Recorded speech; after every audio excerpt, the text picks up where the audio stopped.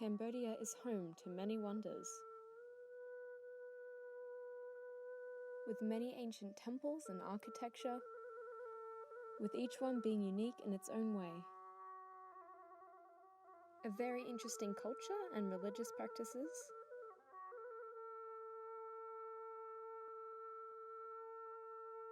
Cambodia also have very interesting villages.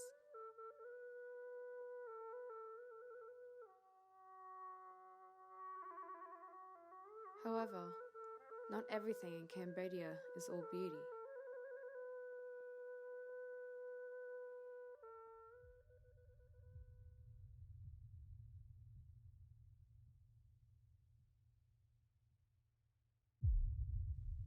In 1975 to 1979, an estimated 1.7 to 2.5 million Cambodians died through execution, starvation, or disease from the Khmer Rouge ruling, almost a quarter of the country's population. Pol Pot, the ruler of Cambodia at the time, forcibly wanted to construct a peasant society where everyone would work on farms for seemingly the rest of their lives.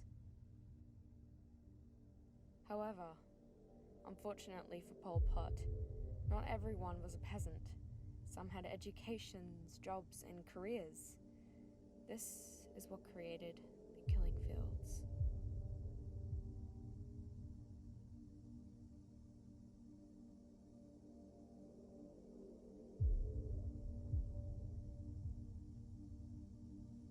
To try to get them to confess that they were with the CIA, the Khmer Rouge soldiers would repeatedly torture and beat their prisoners for days on end. To dispose of these prisoners, the Khmer Rouge would line them up along the edge of a pit and bludgeon them to death. They would get creative with their weapons. The bodies would then fall and dirt would be poured over them.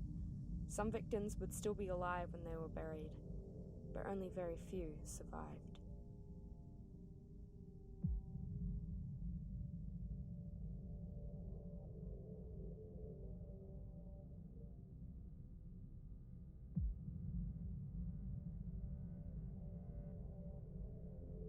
Prem, my tour guide, has been here multiple times with many different groups of tourists. So, I asked him some questions about his experiences.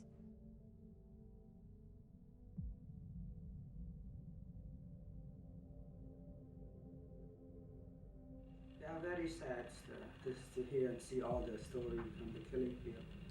More they shock, some they a bit cry, quiet cry, to see all those sad stories. Some of them cry? Yeah. I'm not sure, but most people heard say maybe 3 million people were killed during the less than 4 year Khmer Rouge rule in Cambodia. 3 million. Yeah, everybody believe.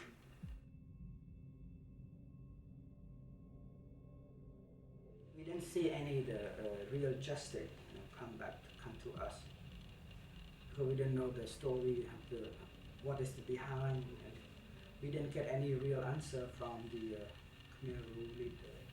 We never know why they kill and who is behind them. We never know who.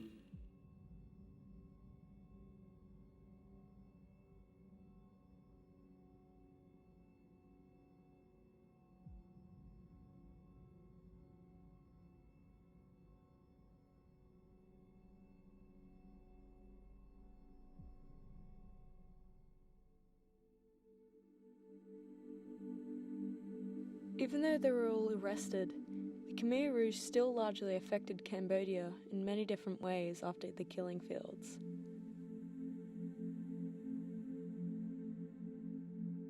Education and student numbers in school dropped significantly, and many of them shut down.